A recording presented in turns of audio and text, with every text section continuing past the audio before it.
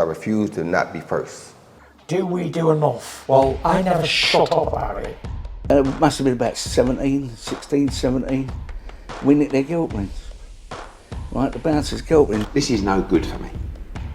That's the reality. If you want the honest truth, and I see it every day. Andrew McCART, IFL TV, proudly sponsored by Everlast. Again, I'm back with the main man himself, Frank Smith. Looking off serious there, Frank. Everything okay? Yeah, I'm just going to be serious in it. You said I was too serious in interviews, so I'm going to show my funny side moving forward. You know why I say that, Frank? Right? Because off camera, you're quite funny and witty. I don't think the viewers on IFL TV or any other boxing sort of channel on YouTube get to see the funny side of Frank Smith. So I just want you to bring that funny Frank Smith today. Is that okay? I will bring you funny Frank Smith, non-corporate, non-official, non-matchroom. So let's do a little... Start again, go. Start again. Right, Funny Frank Smith, here we are. That should be your nickname, Funny Frank Smith. Yeah, weigh-in done here. Weigh-in just been done for the huge card here. I mean, it's going to be an exciting card. You've got some of the best talent in the UK, the prospects coming through. So yeah, exciting times on Saturday night. Yeah, stacked card, you know, going through it, you know, Cyrus Patterson looked in unbelievable shape, stepping up against Chris Jenkins on Saturday. Mark Dickinson on there, who's a great talent. Pat McCormack, obviously great GB talent coming through. Hopi Price as well. You got Robert Ismay taking on Sol Dakers, two undefeated fighters there. You know, it's been an interesting build-up. I think we're in for a great fight there. You know, it's going to carry all the way through. You've got... We've got Maisie Rose Courtney as well on the card, Muhammad Ali's professional debut, Adam Rykard as well, Callum French, who sold a load of tickets. So stacked card top to bottom. And as I keep saying, these next gen shows are so good because it gives these young fighters opportunities to feel what it's like to headline shows, have the big event treatment, and you know, excited for Saturday night. The sort of method sort of way for Dazn going forward is obviously big fights, big cards, and obviously we've just saw Eddie Hearn's been out in Mexico and San Diego yesterday with the press conference for John Ryder against Canelo. Canelo's homecoming, 50,000 seat in the stadium in Mexico. I mean, what an event that will be. Yeah, look, unbelievable event. It's a moment Canelo's wanted for a long time to go back and fight in Guadalajara, and it's going to be some atmosphere in there. And respect to John Ryder as well, you know, for taking that fight, because a lot of people would have been like, Mexico, no, you know, I want to do it in the US or Vegas, but he's going to Guadalajara, you know, and he's going to give it his all. It's a hard fight. We all know what Canelo brings, but John Ryder's a deserved opponent. He's done everything, you know, whether it's off the back of the Danny Jacobs win last year, then the Zach Parker fight where he became WBO interim champion and mandatory challenger. You know, he deserves to be there, and I see some people questioning it, like, you know, John Ryder's worked so hard in this sport to get to that position, and I think we're going to be in for a great fight come May 6th. Look, he's obviously not going to be the favourite in there. You know, we all know what Canelo can do, but John Ryder will go in there and give it 100%. You mentioned people questioning it. I'm believing you're alluding to Oscar De La Hoya. He sort of said words to that effect that Eddie Hearn's shouldn't be. Canelo's like obviously an elite level fighter.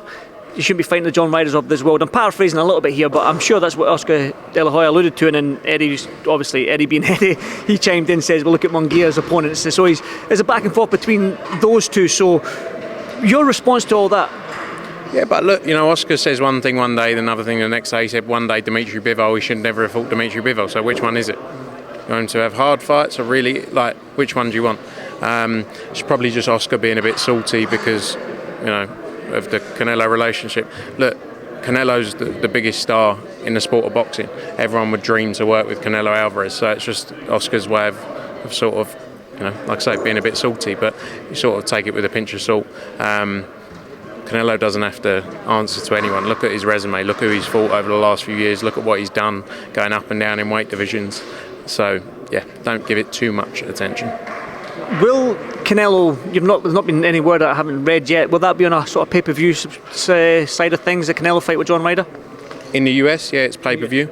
I believe in the UK it's part of the subscription, so it's part of your Dazn subscription in the UK. See the subscription as well, we couldn't really press you on it, but if you're a subscriber to the app, the £99, you don't automatically get the channel for free, the channel for $4.29 on Sky?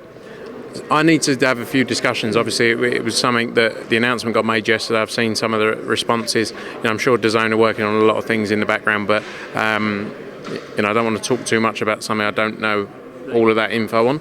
But I'm sure next week we'll be able to follow up with have a few conversations to be able to give a bit more detail around it. Obviously, that's the thing what we were hearing on Twitter and all that sort of stuff. But for you, what's been the general feedback and for you on this whole new channel on Sky?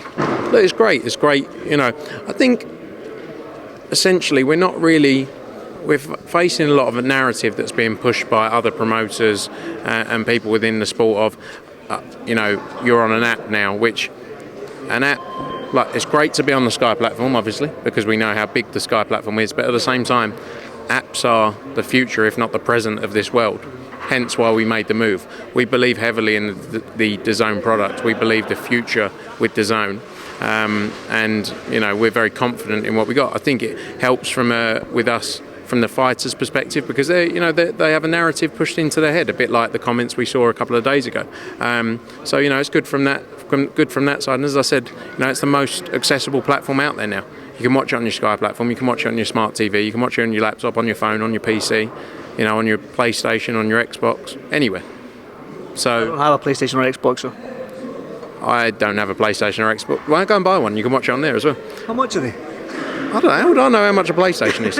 Fire Stick, you can watch it on there as well. Listen, let's me and you get a PlayStation, right? And let's send. Yeah, no, we'll get. When you get one, I get one, and we'll play Fortnite or FIFA or whatever they play on it, and we'll just be friends on PlayStation or Xbox, whatever you want. I wish I had enough time to play PlayStation or Xbox. I'd love to be sitting at home, you know, with a headpiece on and everything, and talking to, you know, talking shit to kids. I find it weird. There's grown-ups out there talking to kids on Call of Duty still. Yeah. Scary, mate. It's scary. That's where I block my kids from going on it.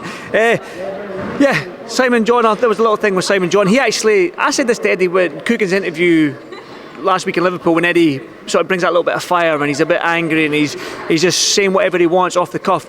And Simon John says he likes that side of Eddie as well. I think them two need to have a discussion on, well, a sit down on boxing. And do you agree with that? Do you think that Eddie and Simon should finally get this sit down and get it on?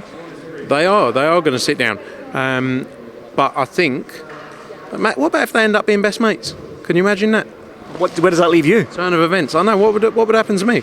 I'd have to go and do my own TalkSport radio show with Jim White. Maybe Simon Jordan could become Eddie Hearn's assistant. No, T-boy, as they say. I'm joking. But maybe they end up becoming friends. Maybe they realise they do like each other. Well, maybe. Well, who knows? In an ideal world, that's it. One final word on, obviously, the people that are going to attend the show on Saturday, tomorrow night, and the DAZN subscribers that are going to watch on DAZN. What can they expect tomorrow? Yeah, look, great night, Saturday night coming from Newcastle. I'm excited to see the future of you know, boxing up here. Some big nights to come over the years, and this is just the start. So tune in for some great fights, fighters stepping up early on in their careers for real tests. Looking forward to it. It's going to be an exciting night, Frank. As always, thank you so much, mate. Thank you. Cheers, Frank.